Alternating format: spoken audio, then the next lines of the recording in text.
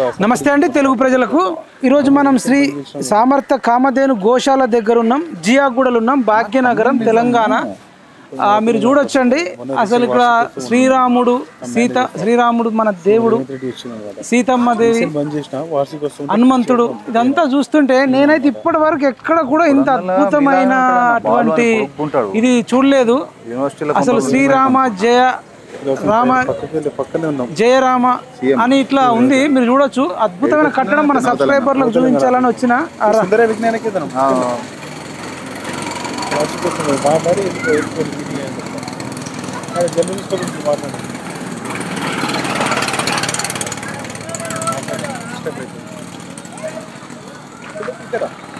వస్తున్నాం ఇప్పుడు ఒక అన్నని మనం ఇంటర్వ్యూ చేద్దాం ఆ ఇంటర్వ్యూ చేసే ముందు మీకు ఈ లొకేషన్ చూపించాలని చెప్పేసి లొకేషన్ తీసిన అన్న మరి ఎస్సీ రిజర్వేషన్ పరిరక్షణ సమితి ప్రెసిడెంటు మోహన్ అన్న ఇక్కడ ఉన్నాడు అన్నతో ఇంటర్వ్యూ చేద్దాం అన్న నమస్తే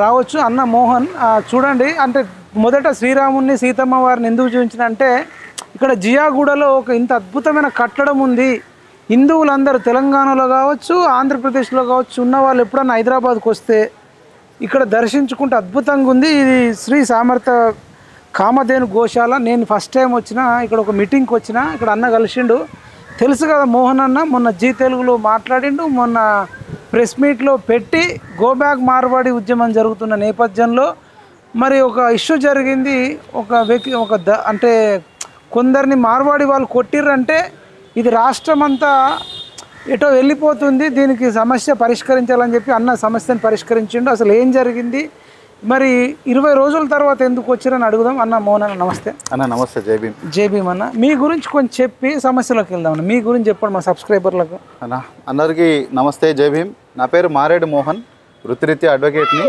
ఎస్సీ రిజర్వేషన్ పరిరక్షణ సమితి రాష్ట్ర అధ్యక్షుడిని స్వర్గీయ శ్రీ కర్ణ శ్రీశైలం గారు స్థాపించినటువంటి సంస్థ ఇది ఈ సంస్థ ద్వారా మేము దళిత హిందువుల యొక్క గళాన్ని వినిపించే ప్రయత్నం చేస్తున్నాము ఈరోజు అనుకోకుండా ఒక కార్యక్రమంలో స్వామీజీ శంకర్ స్వామీజీ అని చెప్పి వారు చాలా చోట్ల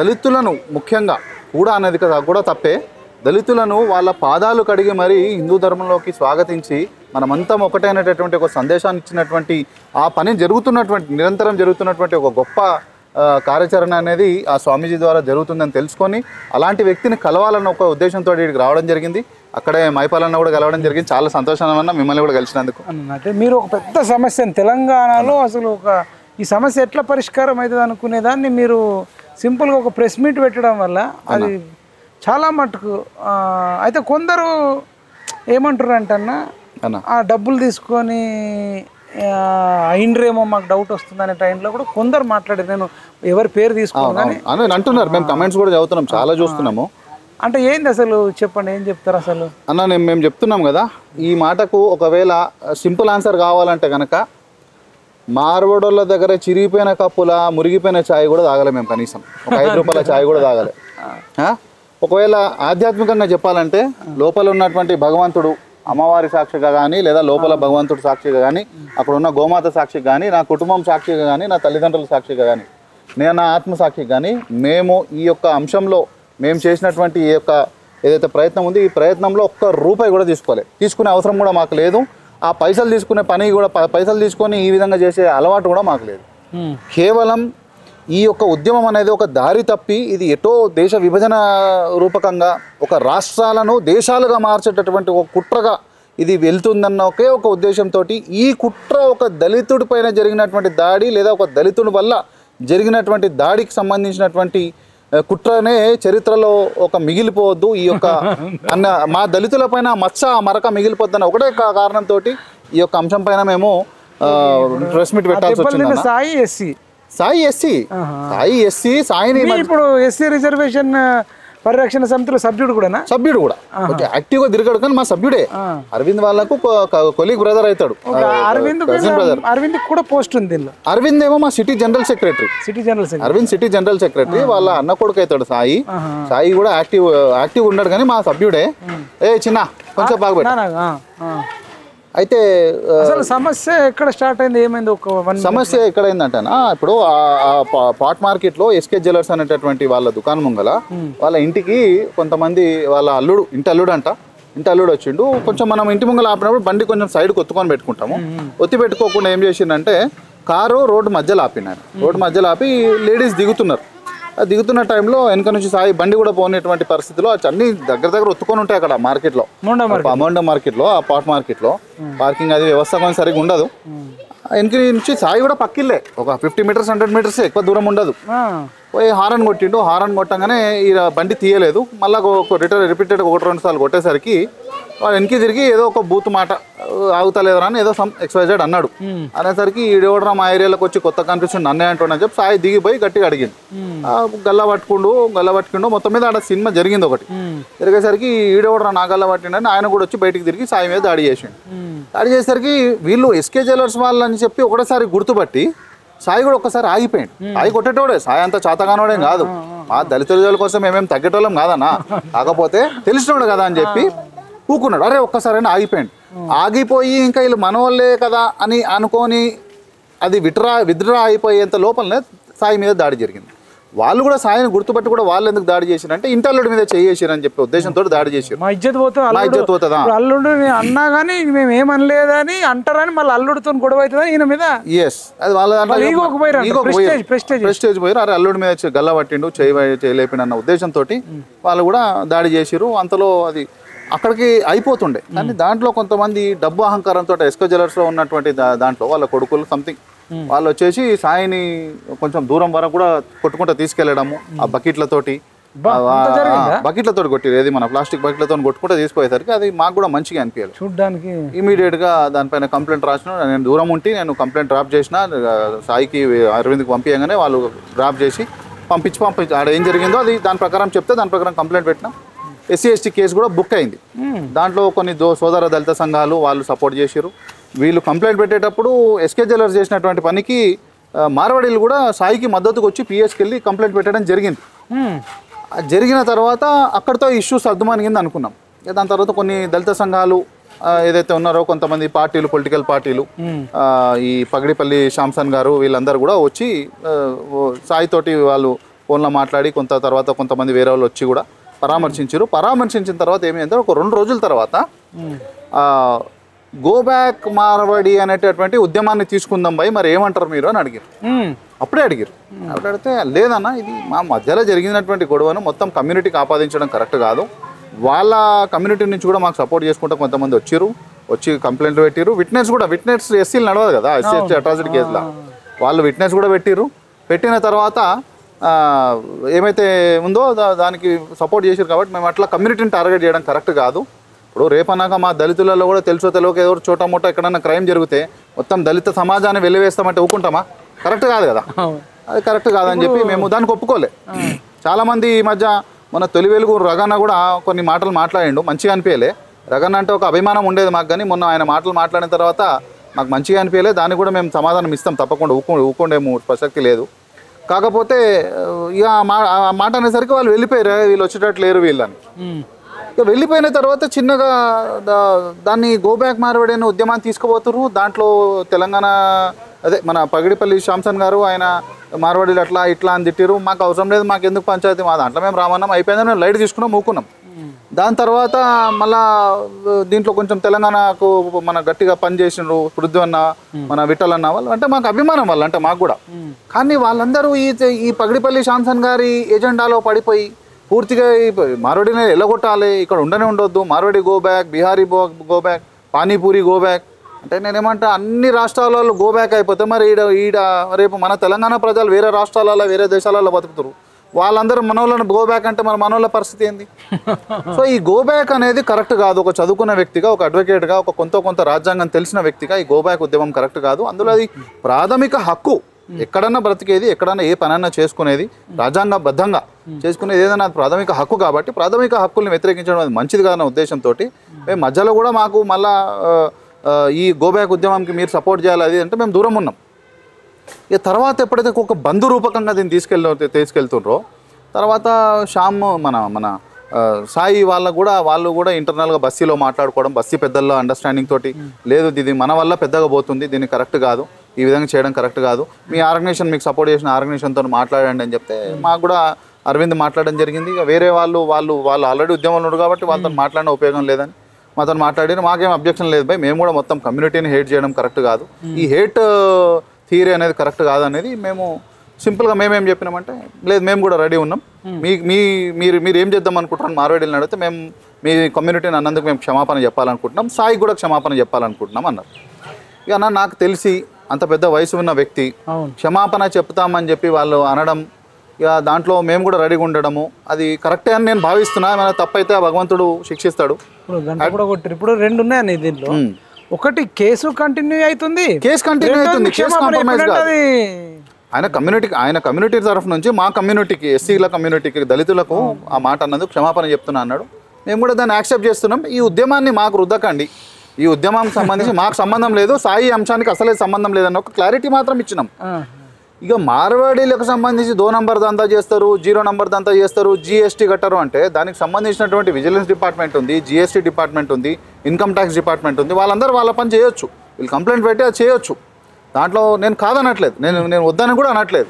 అన్యాయం జరిగితే దొంగ బిల్లులు చేసి ఈ రాష్ట్రానికి రావాల్సినటువంటి, ఈ దేశానికి రావాల్సినటువంటి GST ఎగ్గొడతాం చేస్తామంటే వాడు ఎవడైనా దేశద్రోహే.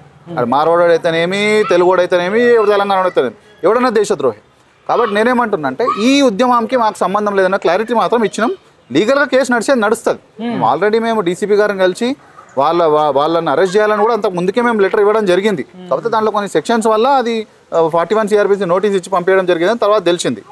అయితే విషయం ఏంటంటే ఈ యొక్క ఉద్యమాన్ని పేల్చడం కోసం మా భుజాలు వాడుకున్నారు, ఆ తుపాకులు పెట్టి మా భుజాల మీద పేలుస్తున్నారు. కాబట్టి నార్మల్గా చేసుకుంటే మాకు సంబంధం లేదు. ఆల్రెడీ మార్వాడి గోబ్యాక్ అనే ఉద్యమంకి అంకురార్పణ తెలంగాణ మన పగిడిపల్లి శాంసన్ గారు వారి ఫేస్బుక్లోనే జూన్ 22 రోజే ఒక ట్యాగ్ అది పెట్టిండు, పోస్ట్ పెట్టిండు, తొందరలో తెలంగాణలో గోబ్యాక్ మార్వాడి అనేటటువంటి ఉద్యమం రాబోతుందని. ఇప్పుడు గోబ్యాక్ మార్వాడి అనేటటువంటి ఉద్యమం రాబోతుందని ఆయన అన్నాడు అంటే దాని అర్థమైంది వాళ్ళు ముందు నుంచే ప్రిపేర్డ్ అన్నాడు. దానికంటే ముందే ఒక ఆర్టికల్ వచ్చింది, బ్రిటిష్ వాళ్ళకన్నా మార్వాడీలే బెటరు అంటే మార్వాడీలే డేంజరు అని. అంటే వాళ్ళు ఎప్పటి నుంచో ప్రిపేర్ ఉన్నారు, కాకపోతే అగ్గిపెట్ట మాదైంది అంతే, పేల్చాను ఇంకా తుపాకీ పేల్చాను భుజం మాదైంది, అంతకుమించి ఇంకేం లేదు. మాకు అదంతా అర్థమైంది. తర్వాత సోషల్ మీడియాలో అన్నీ చూసి లేదు ఇదంతా మన పేరు మీద జరుగుతుంది, కానీ ఇది ఎటో పోతేట్టుంది, ఈ పాపం మనకొద్దు, పుసుకు మనం తీసుకొని మారవడంలో ఏమైనా దాడి చేసినా ఏం చేసినా ఇది బాగుండదు అని చెప్పి ఇది మాకు సంబంధం లేదు, మేము మాట్లాడుకున్నాము, మేము కాంప్రమైజ్ చేసుకుంటాం, కేసు ఏమన్నట్టు మేము కోర్టులో చూసుకుంటామని చెప్పి అది క్లోజ్ చేసినాం. కాబట్టి ఈ ఉద్యమాన్ని ఒక దేశ విభజన దారిగా తీసుకోతున్న కారణం చేత మాకు నచ్చలేదన్న, అందుకే మేము కాంప్రమైజ్ అయ్యాం. కాంప్రమైజ్ కూడా కాదు, కలిసి బతకాలని ఒక సందేశం ఇచ్చినాం అంతే. దేశ విభజన అవుతుంది అంటారా ఇట్లాంటిది? ఎగ్జాంపుల్ ఎట్లా అవుతుంది అంటే అన్న, ఇప్పుడు తెలంగాణ వాళ్ళందరూ Marwadi go back, Bihari go back, Rajasthani go back, Gujarati go back, Jammu Kashmiri go back, Tamil Nadu go back, Karnataka go back అన్నారు అనుకోండి. అదేవిధంగా కర్ణాటక వాడు మిగతా వాళ్ళని గోబ్యాక్ అన్నాడు, మహారాష్ట్ర వాడు ఆల్రెడీ ఇంతకు ముందుకే అన్నాడు వాళ్ళని మిగతా వాళ్ళని గోబ్యాక్ అన్నాడు, ఢిల్లీ వాడు, యూపీ వాడు, గుజరాత్ వాడు అందరూ ఎవరినాళ్ళు ఆపోజిట్ వాళ్ళని అంటే వేరే రాష్ట్రం వాళ్ళని గోబ్యాక్ అన్నారు అనుకోండి. అప్పుడు ఇది తెలంగాణ రాష్ట్రం కాదు, ఇక్కడ ఓన్లీ తెలంగాణలో ఉంటారు కదా, వేరే వాళ్ళకి ఎలా లేదు కదా. మరి ఇది తెలంగాణ రాష్ట్రం ఉండదు, తెలంగాణ దేశం అవుతుంది, రాజస్థాన్ దేశం అవుతుంది, యూపీ దేశం అవుతుంది, గుజరాత్ దేశం అవుతుంది. ఏ దేశంలో ఆడే ఉంటాడు పక్కోడు రావద్దంటే ఇప్పుడు దాని దేశం అనకపోతే రాష్ట్రం ఎట్లా అంటారు? ఇది యూనిటీ ఇన్ డైవర్సిటీ ఉంది కాబట్టి దీన్ని మనం యూనిటీ ఇన్ డైవర్సిటీ కింద మనం ఇది ఒక ఫెడరల్ స్ట్రక్చర్ ఉంది కాబట్టి ఇది దేశం కింద మనం చేసుకుంటాం భారతదేశాన్ని. ఎవరు రావద్దు పక్కడు రావద్దు అంటే అది రాష్ట్రం నాది దేశం అంటారు, దాని విభజనవాదం కాకపోతే ఇంకేమంటారు? ఓకే, మీరు ఇప్పుడు గోబ్యాక్ మార్వాడి ఉద్యమానికి తీవ్ర వ్యతిరేకం అన్న. నేను మార్వాడీల నుంచి ఏమన్నా తప్పు జరుగుతుంది అని అంటారు కదా, అఫ్ కోర్స్ జరుగుతుంది, ఎవరు శుద్ధ పూజ కాదు, ఏ కమ్యూనిటీ కూడా ఎవరు మనుషులు వ్యక్తులు చేసే తప్పు కమ్యూనిటీ అనలేము. కూడా చాలా కాల్స్ వస్తున్నాయి, మేము ఈ పోటీ తట్టుకోలేకపోతున్నాం, మార్వాడి వాళ్ళు ఇచ్చే ప్రైస్కి మేము మార్కెట్లు ఇవ్వలేకపోతున్నాం, ఒక కొబ్బరి నూనె అమ్మినా, మంచి నూనె అమ్మినా, ఇంకే సంతూర్ సబ్బు అమ్మినా వాళ్ళు మాకంటే తక్కువకి ఇస్తే ప్రజలందరూ అటే వెళ్తున్నారు అన్న. ఇప్పుడు దీంట్లో 2 విషయాలు ఉన్నాయి. ఒకటి మీరన్నట్టు కల్తీ ఉంటే కనుక సెకండ్ మాల్ దందా ఉంటే కనుక కన్సర్న్ విజిలెన్స్ డిపార్ట్మెంట్ ఉంది, దానికి కంప్లైంట్ చేయాలి. GST కడతలేరు, 0 దందా చేస్తారు. ఇప్పుడు మీకు తెలియదు కదా అంటే మీకు కొంచెం బాధ కూడా కలగవచ్చు, కానీ మన అధికారులు కానీ మన విజిలెన్స్ కానీ ఇవన్నీ కూడా అంటే మనం అనుకున్నంతగా చేస్తే కానీ ఇదంతా జరుగుతుంది కదా, అందులో ఫెయిలియర్ అయినట్టు. ఫెయిలియర్ అయినట్టే, అది మన తప్పు కూడా ఉంది కదా. ఇంకా ఉద్యమాలు చేయాలన్న, ఇప్పుడు వాళ్ళకి ఉద్యోగం ఇచ్చి జీతాలు ఇచ్చి మళ్ళీ వాళ్ళు మీరు పని చేయండి అని చెప్పి ఉద్యమాలు చేయాల్సిన పరిస్థితి. అది దౌర్భాగ్యమే వాస్తవానికి, అది మన అడ్మినిస్ట్రేషన్ దౌర్భాగ్యమే కదా. 1, 2, 3 జరిగినాయి అంటే అరే గన్నిగానం ఎట్లా చూస్తారనొచ్చు. అవును, మార్కెట్ అంతా కూడా చాలా మట్టుకు ఉంది అని అంటున్నారు. మరి ఉందని అంటుంటే కాదన్నా, ఏదైనా లైవ్గా పోయి చూడాలా. నేనేమంటున్నా, సెకండ్ మాల్ దందా అమ్ముతురు కదా, ఎక్కడ అమ్ముతుండే ఎవడు అమ్ముతుండు, బరాబర్ జైలుకి పంపించాల్సిందే అండి. ఇది జనరలైజ్ చేసే స్టేట్మెంట్ కారణం. అదే ఇప్పుడు ఒక 3-4 క్వశ్చన్స్ ఉన్నాడు నాకు వచ్చినాయి. నేను ఒక మాట చెప్తాను దీంట్లో. ఒక ముఖ్యంగా ఏంటంటే, మన చిన్న కులాల వాళ్ళు ఫస్ట్ యూనిటీగా ఉండరన్న. ఇది చాలా బాధాకరమైనటువంటి విషయం. ఒక విశ్వకర్మ ఇంకో విశ్వకర్మను దొక్కాలని చూస్తాడు, ఒక ఏమంటారు స్వర్ణకారుడు ఇంకో స్వర్ణకారుని దొక్కాలని చూస్తాడు, ఒక గౌండ్ల సోదరుడు ఇంకో గౌండ్ల సోదరుని దొక్కాలని చూస్తాడు, ఒక మాలమాదిగ సోదరుడు ఇంకో మాలమాదిగ సోదరుని దొక్కాలని చూస్తాడు. బీసీలో ఉన్నటువంటి ఉపకులాల్లో బీసీల మీద ఏడుస్తుంటే ఇక మనం ఎట్లా ఎదుగుతాం? వాళ్ళు అట్లా కాదు. ఒక 10 కుటుంబాలు కలిసి మొత్తం 10 బిజినెస్ షాపులు కలిసి మాల్ మొత్తము డిస్ట్రిబ్యూటర్ దగ్గర కాదు, డైరెక్ట్ ఫ్యాక్టరీ నుంచి తెచ్చుకుంటారు. వాళ్ళకి అందుకే తక్కువ పడుతుంది. ఈ ఐక్యత మన దగ్గర ఎందుకు లేదంట నేను. మనం కూడా కలవచ్చు కదా, మనం కూడా ఐక్యతంగా కావచ్చు కదా. మన వాళ్ళు డిగ్రీలు, పీజీడీలు, పిహెచ్డీలు చేసేది లాస్ట్కు వ్యాపారమే, చదివేది మాత్రం పిహెచ్డీలు చదువుతారు. అన్ని రోజులు టైం వేస్ట్ చేసే బదులు నువ్వు కూడా కావాల్సిన బేసిక్ క్వాలిఫికేషన్ డిగ్రీ మంచి చేసుకొని నీ జ్ఞానాన్ని సంపాదించుకొని కూడా వ్యాపారంలో దిగు. 10th అయిపోయాక డిస్టెన్స్ లో డిగ్రీ 10th కూడా చదవరన్నా, 10th కూడా చదవరాలు. 6th 7th మొత్తం చిన్నప్పటి నుంచే బిజినెస్ లో దిగిపోతారు, పైసా పడతారు. ఇది నేర్పించుకుంటారు. ఇప్పుడు మన ఊర్లలో వ్యవసాయం నేర్పించుకుంటూ చదివించినట్టు వీళ్ళు వ్యాపారం నేర్పించుకుంటూ వాళ్ళకి వ్యవసాయం నేర్పియారు. ఎందుకంటే వాళ్ళు ఆ మార్వాడ్ అనేటువంటి ప్రాంతం ఏదైతే ఉందో, ఇప్పుడు ఉమ్మడి ఆంధ్రప్రదేశ్ లో తెలంగాణ ఎట్లయితే వెనుకబడిన ప్రాంతం ఉండేనో, రాజస్థాన్ లో ఉన్నటువంటి 3 ప్రాంతాలలో మార్వాడ్, మేవాడ్ ఇంకొక ప్రాంతం ఉంటుంది. ఈ మార్వాడ్ అనేటువంటి ప్రాంతం మార్వార్ అంటదండి. అంతా ఎదారి దిబ్బలు ఉండేటటువంటి ప్రాంతం ఎక్కువ శాతం. వాళ్ళక్కడ వ్యవసాయం లేదు, వ్యవసాయం తెలియదు. కాబట్టి ఆ ఉన్నపాటి ఆవులు వేసుకొని వచ్చేసి ఆ ఆవులతో కొద్ది జీవనాధారం సాగించినట్టు కాబట్టి వాళ్ళు ఆవును పూజించుకుంటారు. అట్లా వాళ్ళు ఈ వలసగా మొత్తం దేశవ్యాప్తంగా వలసలు వెళ్ళిపోయి ఇక్కడ బతుకు జరుగు చూసుకొని కలిసిపోయి బతుకుతారు. తెలంగాణలో కాకుండా వీళ్ళు దేశమంతున్నారు. అఫ్కోర్స్ దేశమంతున్నారు. వాళ్ళు వలసవాదులన్నా. ఇప్పుడు నేనేమంటున్నా, వాళ్ళు వలసలుగా వెళ్ళిపోయి అక్కడ స్థిరపడిపోతారు. రాయలసీమలో కూడా ఉన్నారు, అన్ని చోట్ల ఉన్నారన్న మార్వాడీలు. లేదు, మనం ఎట్లయితే వ్యవసాయాన్ని గుడ్డిగా నమ్ముకొని వ్యవసాయాన్ని యుద్ధంలాగా చేస్తామో, వాళ్ళు వ్యాపారాన్ని యుద్ధంగా చేస్తారు. నేను అదే అంటున్నా. కాబట్టి వాళ్ళకి అన్న నేనేమంటున్నా, ఈ సమస్యకు పరిష్కారం ఎట్లన్నా ఒకటైతే ఇప్పుడు 3 క్వశ్చన్స్ నేను. ఒకటి కల్తీ వస్తువుల మీద ఒకటి, రెండోది నాణ్యమైన వస్తువులే కానీ మనకంటే తక్కువ ధరకి ఇస్తారు. ఇంకొకటి ఏంటంటే వీళ్ళకి రిటర్న్ అడిగితే వీళ్ళు తీసుకోవట్లేదట. తీసుకుంటారు అంటే కొన్ని దగ్గరలో, కొన్ని చోట్ల ఉండొచ్చు కదా, అది చాలా చోట్ల రిటర్న్ అడిగితే డామినేట్ అంటే నాకు వచ్చిన కంప్లైంట్స్ చెప్తున్నా. అంటే ఈ రకంగా ఇంకోటేమో మీరు అన్నట్టు జిఎస్టీ సంథింగ్. ఈ 4 సమస్యల మీద మరి మీరు ఒక ఎస్సీ రిజర్వేషన్ పరిరక్షణ సమితి యాక్చువల్ దీనికి సంబంధం లేని ఇష్యూ, బట్ దీంట్లో ఏమన్నా చేసి ఇటు ప్రభుత్వాలకు ఇటు మన తెలంగాణ వ్యాపారులను కూడా కాపాడుకోవాల్సిన బాధ్యత ఉంది. నేనేమంటానా, మీరు చెప్పిన 4 ఇష్యూలు అది వివిధ పరిధి ప్రభుత్వ శాఖల పరిధిలో ఉన్నాయి. దాన్ని గట్టిగా యాక్షన్ తీసుకుంటే అవుతాయి. అయితే దీనికంటే ముఖ్యమైనది ఒకటి ఉంది. ముఖ్యంగా నేను ఏమంటున్నా అంటే, ఈ తెలంగాణ యువతకు సంబంధించినటువంటి బిజినెస్ మెలకువలు నేర్పించడం కోసము స్కిల్ డెవలప్మెంట్ అనేది ముఖ్యం. ఈ స్కిల్ డెవలప్మెంట్ మీద మనం కాన్సన్ట్రేట్ చేస్తలేము. చదువుకుంటున్నాం ఏదో వాడు A for Apple, B for ball అన్నట్టు డిగ్రీ వరకు ఆడ ఏది చదివిస్తే చదువుతున్నాము, బయటకు వచ్చేసరికి బయట ఉన్న కాంపిటీషన్కి ఆ జ్ఞానం సరిపోతలే. స్కిల్ డెవలప్మెంట్ కావాలి. వివిధ కులాల వాళ్ళకి సంబంధించినటువంటి స్కిల్ డెవలప్మెంట్, లేకపోతే దేంట్లో ఇంట్రెస్ట్ ఉంటే దానికి సంబంధించిన స్కిల్ డెవలప్మెంట్ ఇన్స్టిట్యూట్లు పెరగాలి. దానిపైన అవగాహన పెరగాలి. స్కూళ్ళ స్థాయి నుంచే దానిపైన అవగాహన. అరే బాబు ఇగో అన్న క్లాస్లో ఒకడు ఉంటాడు, వానికి చదువు ఎక్కదేమో కానీ వాడు చాలా బాగా చెక్కబొమ్మ తీయగలుగుతాడు. ఎంకరేజ్ చేయాలి. చదువుకున్నోడికి ఇక్కడ విలువ, చదువు రాను పొట్టు ఇన్సల్ట్, వీడికి చదువు రాదు మొద్దు అంటారు. అదేంది అది స్కిల్ అనేది భగవంతుడు ప్రతి ఒక్కరికి ఏదో ఒక స్కిల్ ఇయనే ఇస్తాడు. చదువు రాకపోతే మొద్దు అంటారు, ఇన్సల్ట్ చేస్తారు, తిడతారు. 1 మార్కు తక్కువ వచ్చినా తిడతారు మన తెలంగాణలో. ఈ ఇండియన్ ఎడ్యుకేషన్ సిస్టమ్ లో స్కిల్ డెవలప్మెంట్ కి మనం ప్రయారిటీ ఇస్తలేము. స్కిల్ డెవలప్మెంట్ ఇస్తే మన కుల వృత్తులు ఏడికి పోవు అన్న. నేను ఏమంటున్నా, మనం కనుక స్కిల్ డెవలప్మెంట్లో మనకు ఆల్రెడీ రక్తంలో మనకు ఉన్న కులం ద్వారా మనకు ఉన్నటువంటి స్కిల్ని మనం ఇంకొంచెం మనం నేర్పరితనం చేసుకుంటే ఎవడన్నా మనం కొట్టే మారవాడు.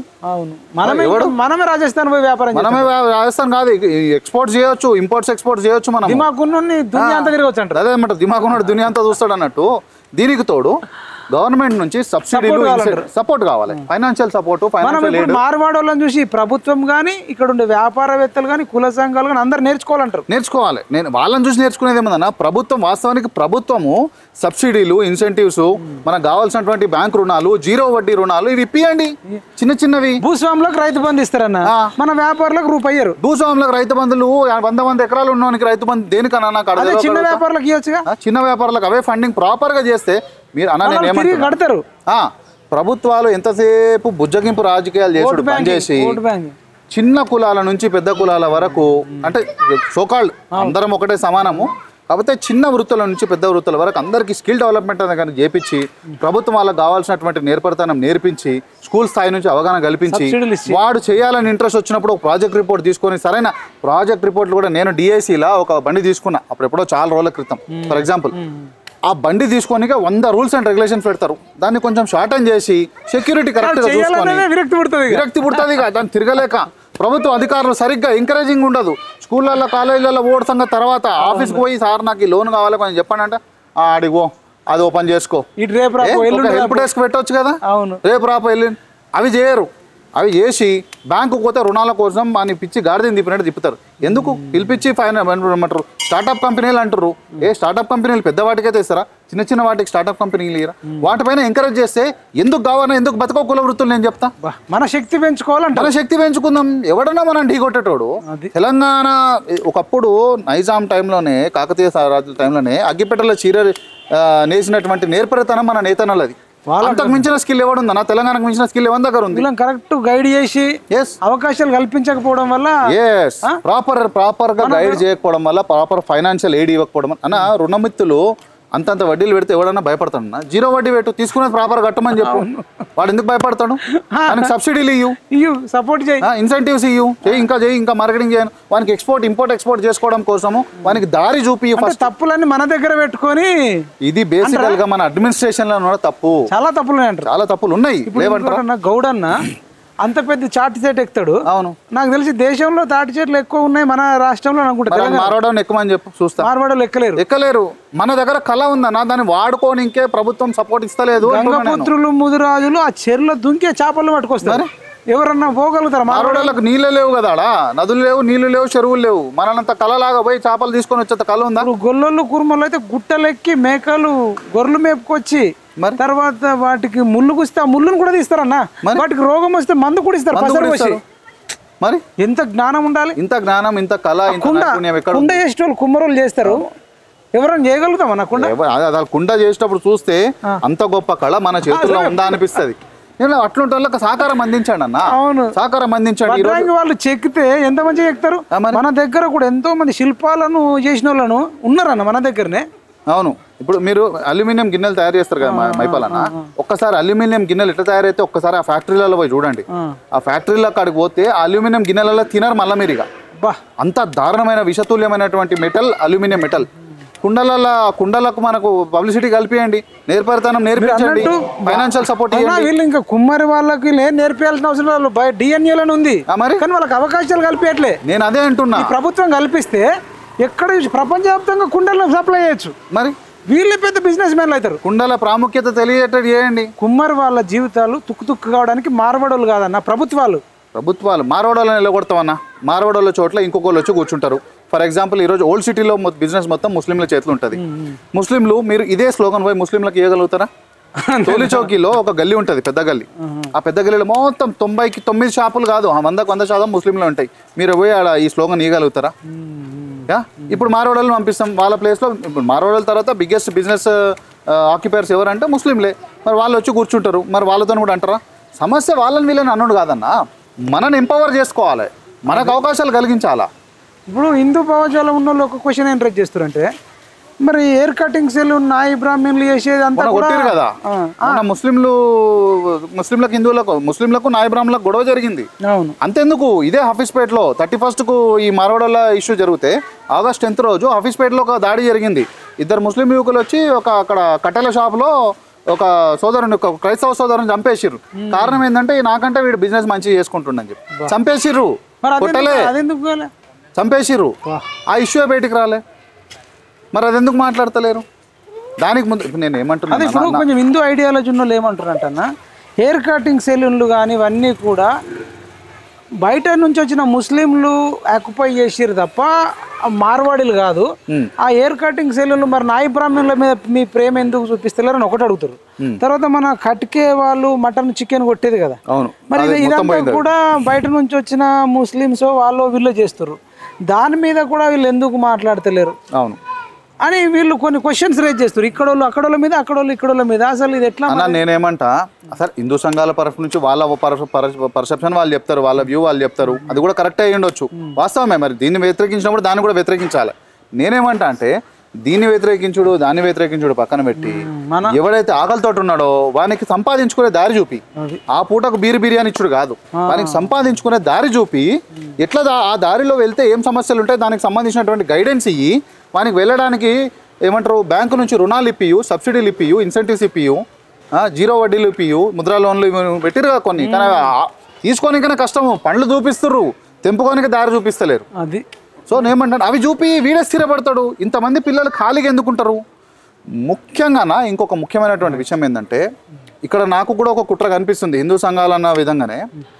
ఇప్పుడు ముందు బ్రాహ్మణులని అన్నారు, సరే బ్రాహ్మణులు వాళ్ళు అగ్రస్థానంలో ఉండి కూడా దళితులను దగ్గరకు తీసుకురచ్చే ప్రయత్నము చరిత్రలో వాళ్ళు సరే ఒకళ్ళిద్దరు చేసి ఉండొచ్చు, కనుక చేయలేదు కాబట్టి వాళ్ళని నిందించారు, ఓకే. దాని తర్వాత మొన్న రీసెంట్గా కంచాయలయ్య గారు ఆయన ఏమంటారు మన కోమట్లు సామాజిక స్మగ్లర్లు అన్నాడు, అన్నాడా లేదా? దాని తర్వాత ఇంకో మాట కూడా అన్నాడు, కోమట్లు వ్యాపార వ్యభిచారులు అన్నారు, వ్యభిచారులు అన్నాడు, ఆ మాట కూడా అన్నాడు.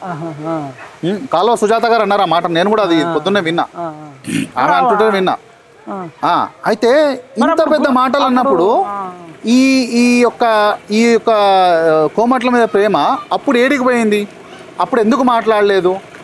అంటే వాళ్ళకి నిజంగా ప్రేమ లేదంటారా కోమట్ల మీద? ఏది ఇప్పుడు ఈ గో బ్యాక్ మార్వాడి చేసేవాళ్ళు. నేనేమంటున్నానా, కోమట్ల మీద ప్రేమ వాళ్ళ మీద ప్రేమ కాదు. ఇప్పుడు చిన్న కథ చెప్తా మీకు.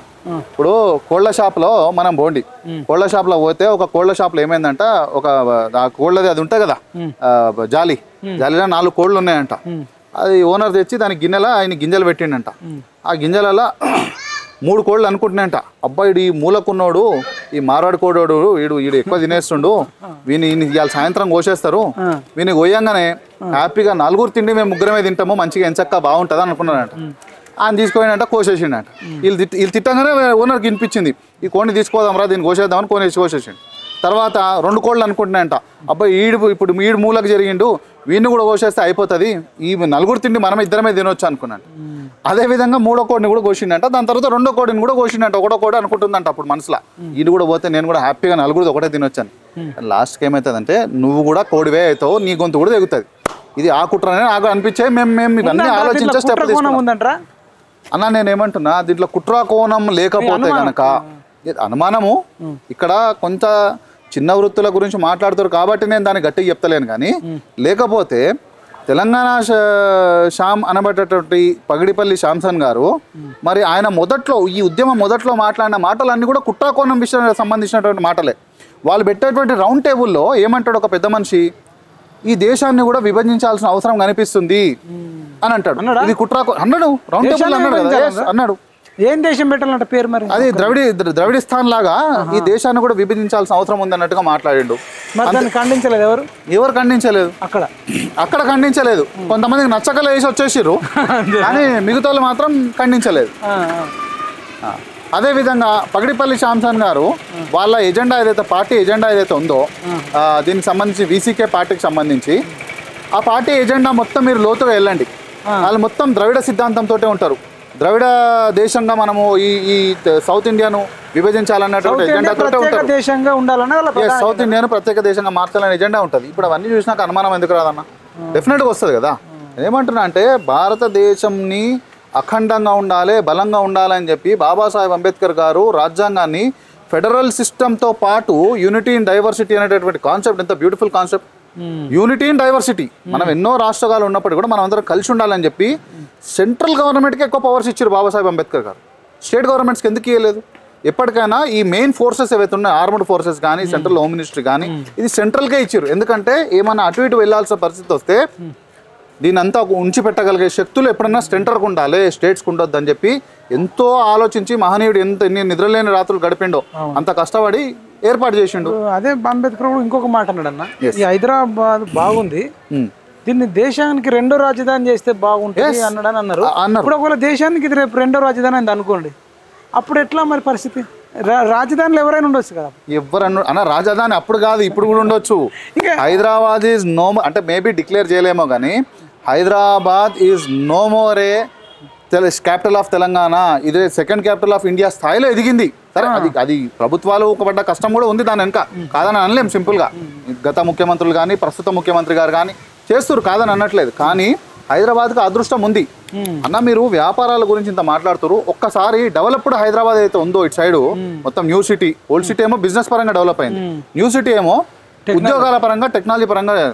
ఒక్కసారి ఓల్డ్ సిటీ కానీ న్యూ సిటీ కానీ మీరు ఒకసారి అనాలిసిస్ చేయండి అన్న. మీరు ఈ దుకాన్లు మార్వాడీల సంగతి తర్వాత మొత్తము జెప్టో, బ్లింకిట్, స్విగ్గీ, జొమాటో ఇవే వచ్చేసినాయి. అసలు దుకాణాలకు ఓడే బంద్ అయింది. డీమార్ట్లు, అమెజాన్, ఫ్లిప్కార్ట్ ఇవే వచ్చినాయి. ఇంకెక్కడ బిజినెస్ అన్న? బిజినెస్ మొత్తం ఎప్పుడో పక్క దేశం చేతికి వెళ్ళిపోయింది. మీరు అంత మాట్లాడుతారు, మీరు గో బ్యాక్ ఎవరిని అనాలి తెలుసా? అవసరమైతే వీళ్ళని అనాలి.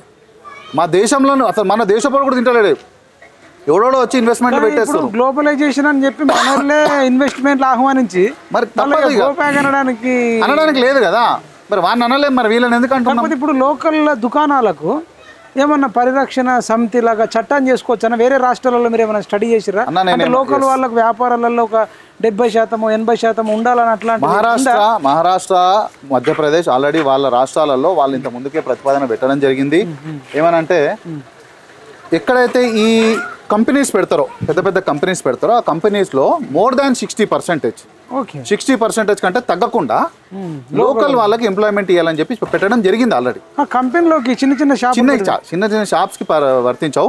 షాప్స్ అంటే ఎస్టాబ్లిష్మెంట్స్ యాక్ట్ కిందకి వస్తాయి. ఇవి కిరాణా shops, electronic shops, plumber shops అట్లాంటివి కాదు, పెద్దవాళ్ళు. వీటిలో ఎంతమంది ఉంటారు అన్న? 3-4 ఉంటారు. దీంట్లో 80%, 60%. ఇప్పుడు వ్యాపారం చేసుకునేటోడు ఒక 70%, 80% ఉండాలని ఎక్కడ ఉందా? లేదు, దీంట్లో అట్లా లేదు, రూల్ లేదు. కానీ అట్లాంటివి పెడితే బాగుంటుంది. షాపులలో కుదరదు అన్నది. ఉంటారే 4-5 ఉంటారు. పెట్టడమే షాపులో ఉద్యోగస్తులు అంటే షాపులో ఒక 60-70% లోకల్ వాళ్ళు ఉండి బయట వాళ్ళకి 30% అట్లాంటివి ఏమైనా ఉందా? లేదు. కర్ణాటకలో కానీ తమిళనాడులో కానీ కూడా అట్లాంటి చట్టం లేదు. ఎవరైనా ఒకవేళ ఉంటే నేను స్టడీ చేసిన, ఎవరైనా పెట్టుకోవచ్చు. కాకపోతే ఈ పెద్ద ఏదైతే ఇండస్ట్రీస్ లాగా ఉంటాయో వాటిలో ఖచ్చితంగా 60% తగ్గకుండా లోకల్ వాళ్ళకి ఎంప్లాయ్మెంట్ ఇవ్వాలి. అది చిన్న ఎంప్లాయ్మెంట్ కానీ పెద్ద ఎంప్లాయ్మెంట్ కానీ. ఇప్పుడు టెక్నికల్ వాటికి సంబంధించి ఒకవేళ లోకల్లో దొరకలేదు అనుకోండి, బయట నుంచి హైర్ చేసుకోవచ్చు. కానీ నాన్ టెక్నికల్ ఏమున్నా కూడా 60%కి తగ్గకుండా లోకల్ వాళ్ళకి ఉద్యోగాలు ఇవ్వాలని చెప్పి ఆ నామ్స్ మీదే లైసెన్స్లు ఇవ్వడం జరుగుతుంది. అది స్టార్టింగ్నే డిసైడ్ అవుతుంది, మన దగ్గర కూడా ఉంటుంది. కాకపోతే ఏంటంటే కర్ణాటక, మన మహారాష్ట్ర, మధ్యప్రదేశ్లో ఇది కొంచెం ఫాలో చేస్తున్నారు. తెలంగాణలో కూడా అవసరం అనుకుంటే ఇప్పుడు జీడిమెట్ల సైడ్ ఇండస్ట్రీస్ ఉన్నాయి, మన నాచారం సైడ్ ఇండస్ట్రీస్ ఉన్నాయి. ఇండస్ట్రియల్ ఏరియాలలో వర్తింపజేయండి, ఎవరు వద్దంటారు? మంచిదే, అది మన వాళ్ళు కూడా బతకాలి. తెలంగాణ వాళ్ళు నియమాలు నిధుల కోసం ఏదో కొట్లాడింది, బతకాలి, తప్పులేదు. కాకపోతే ఇక్కడ వచ్చినటువంటి చిన్న వ్యాపారస్తుల పైన కూడా ఇప్పుడు మార్వాడీలు అంటారు, మార్వాడీలు ఏ తప్పు చేసినా దానికి శిక్షారులే. కానీ గోబ్యాక్ సిద్ధాంతాలు అనేటివి ఈరోజు మార్వాడి, రేపు అగ్రవర్ణాలు, తర్వాత బీసీలు, తర్వాత ఎస్సీలు, లాస్ట్కి అందరు నాశనం అయ్యే కాడికి పోయే ప్రమాదం ఉంది. కాబట్టే మేము దీన్ని ఇంతటితో సద్దుమైన విధంగా మేము ప్రయత్నం చేసినాం. Thank you so much. ఇదండి మోహన్ అన్నతో సంచలన విషయాలు. మేమైతే సమాజం మొత్తం బాగుండాలని ఇంటర్వ్యూ చేసినాం. వీళ్ళకు వ్యతిరేకము, అటు వాళ్ళకు వ్యతిరేకం అని కాదు. మీరు ఇంటర్వ్యూను చాలా మేము మనస్ఫూర్తిగా కర్మ వాచన అంటారు కదా, అట్లా మేము చేస్తున్నాము. త్రికరణ శుద్ధిగా చేసినాం ఇంటర్వ్యూ. వాళ్ళని ఏదో ద్వేషించాలని, వీళ్ళని ద్వేషించాలని, వీళ్ళకి అన్యాయం జరగాలని, వాళ్ళకి అన్యాయం జరగాలన్నది మా ముఖ్యం కాదు. కానీ ఇంటర్వ్యూలో మాత్రం కొన్ని అద్భుతమైన విషయాలు తెలిసినాయి. మన తెలంగాణ వాళ్ళ దగ్గర కూడా అద్భుతమైన శక్తులు ఉన్నాయి. ఆ శక్తులకు మనం మంచిగా ట్రైనింగ్ ఇచ్చి, లేదంటే ఆ ట్రైనింగ్ ఇంకొకటి మార్కెటింగ్ ఇచ్చి, అవకాశాలు కల్పించి, సబ్సిడీలు ఇచ్చి, అన్నిటికి మించి యూనిట్గా ఉంటే మనము తెలంగాణనే కాదు ప్రపంచాన్ని శాసించే శక్తి మన తెలంగాణ వ్యాపారస్తులకు కానీ, తెలంగాణ వృత్తులకు కానీ, వృత్తి కులాలకు ఉన్నది మాకు అర్థమైంది. దీన్ని దయచేసి రేవంత్ రెడ్డి గారు కానీ, కాంగ్రెస్ ప్రభుత్వంలో ఉన్న మినిస్టర్లు, ఎమ్మెల్యేలు, బీఆర్ఎస్లు ఉన్నోళ్ళు, బీజేపీలు ఉన్నోళ్ళు, మీరు ఒక అఖిలపక్షం, ఒక పార్టీ అఖిలపక్షం మీటింగ్ పెట్టుకొని మీరందరూ కూడా ఈ తెలంగాణ చిన్న వ్యాపారస్తులను ఎట్లా రక్షించుకోవాలి వాళ్ళు కూడా పోటీ ఎట్లా తట్టుకోవాలి, మార్వాడేనే కాదు వేరే రాష్ట్రం వాళ్ళు కూడా వచ్చి ఉంటారు కదా, వాళ్ళందరికీ పోటీ ఎట్లా తట్టుకోవాలి, వాళ్ళు ఇచ్చే ధరకు వీళ్ళు ఎట్లా ఇవ్వగలుగుతారు అనే దాని మీద కూడా పూర్తి స్థాయిలో ఆలోచించి ఒక మంచి నిర్ణయం తీసుకోవాలని. ఒకవేళ జిఎస్టీ విషయంలో మార్వాడీలో కాదు ఎవరు తప్పు చేసినా మరి అందరిపైన కూడా ఒక నిర్ణయానికి రావాలని. ఇంకా చెప్పాల్సి వస్తే మరి విపరీతమైన అవినీతి పెరిగిపోవడం వల్ల ఇవంతా జరుగుతుంది. మరి అవినీతి అధికారులను అరికట్టాల్సిన అవసరం ఎంతైనా ఉంది. అవినీతి నాయకులను కూడా అరికడితే ఆటోమేటిక్గా ఇవన్నిటికి పులి స్టాప్ పడుతుందని నా నమ్మకం అన్న. ఇప్పుడు యంత్రాంగం అవినీతి చేసిన తర్వాత ఎవరినంటే లాభం లేదు అంటే ఈ రకంగా మేము భవిష్యత్తులో మాత్రం అవినీతిని గోబ్యాక్, అవినీతిని అంతమొందించడానికి మేము పూర్తి మొత్తంలో పిఎంఆర్ టీవీ ఛానల్ పనిచేస్తుంది. అవినీతి అంతమొందిస్తే అన్ని కులాలకు అన్ని వృత్తులకు మంచి జరుగుతుందని నేను నమ్ముతున్నాను.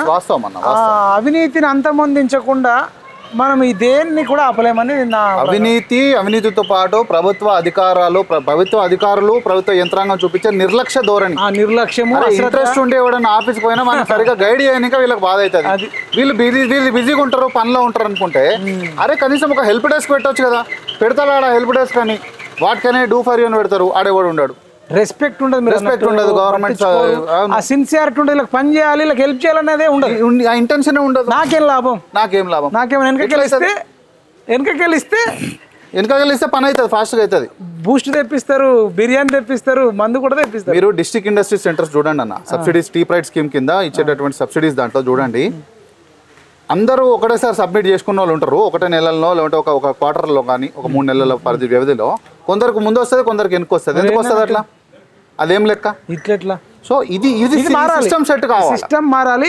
ఎమ్మెల్యే రికమెండేషన్, ఎంపీ రికమెండేషన్, డబ్బున్నోడు రికమెండేషన్, భూస్వామి రికమెండేషన్ చేస్తే కాదు, నిజాయితీగా స్కిల్ ఉన్నోడికి, నిజాయితీ పరుడికి, అవసరం ఉన్నోడికి, రిక్వైర్మెంట్ ఉన్నోడికి మన అందరం ఆలోచిస్తే ఈ సమస్య సర్దుమనుకుంటే నాకు కూడా అర్థమవుతుందన్న. Thank you so much.